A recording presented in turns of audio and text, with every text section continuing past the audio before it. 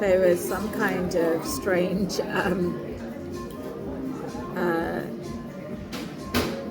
narrative around that it's like, in fact, Muskie Husky told me this, is that if you're effectively emotionally beaten up, you become stronger. And one of these emotional beating ups is obviously being shouted at and things like that, but also because I've just been so loved all the time. Apparently I'm super soft because I've just been so spoiled and loved.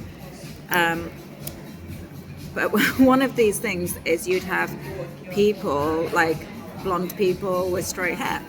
Apparently men find them more attractive. I don't know, all the rock stars and world leaders and richest people in the world who have been my friends or dated me or been in love with me, they not even with me, but even with the people they dated, were never that type.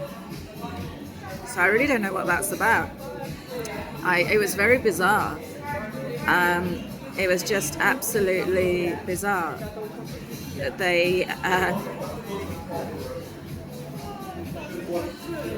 like, apparently if someone with long hair, it's like nobody gives a. If you've had a friendship with someone of high caliber or a relationship, I can tell you now, they've got plenty of choice of looks. It's not important. Obviously, they want someone who's pretty, whatever.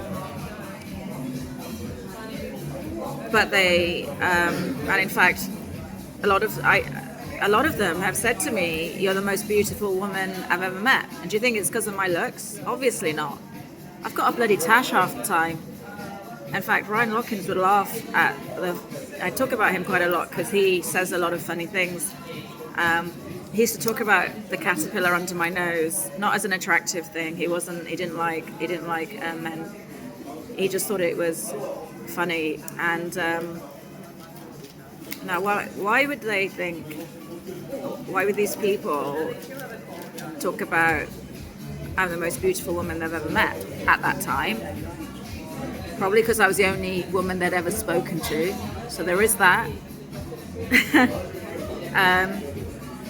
Additional to that, a lot of the time they would say we literally can't speak to any woman because they're stupid. It's very lonely. We can't talk about like geophysics, biology, the brain. They just can't talk. It's not like stupid women cannot talk about these things. So it means that these guys are extremely lonely because they want to have a chat. You know, they want to be able to talk about war machines and tanks and engineering, quite a lot of them, about banking, about electronics, about travel, about archaeology. A lot of them are slightly on the spectrum, so they don't really like talking about emotions, which means looks kind of lower down the the criteria. I would know because I've dated these guys. And I'm best friends with them. All the guys I've dated consider me as one of their best friends for life. Why is that?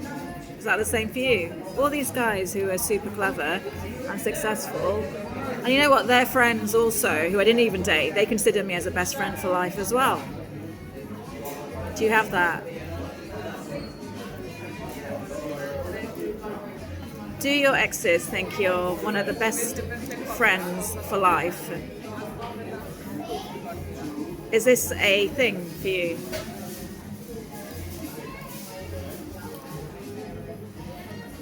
Do they smile when they talk about you? This is like from 30 years ago. Does that happen? Are you the kind of woman, when you date somebody, they become a friend for life? Is this something that happens to you? Do you become a friend for life when you've dated someone? Does that ever happen to you? even ones who, I don't know, pretend that they're royals. Even I dated them for a few months, maybe it ended a little bit, not as well as it could have done. And friends for life, in their mind and in my mind, we're friends for life. Why is that? Is it trust? Is it trustworthiness? I don't know. What is it? Ask them. Why on earth? You've dated Bushra, Kelsey, Douglas, Vader, Reuters, Burge.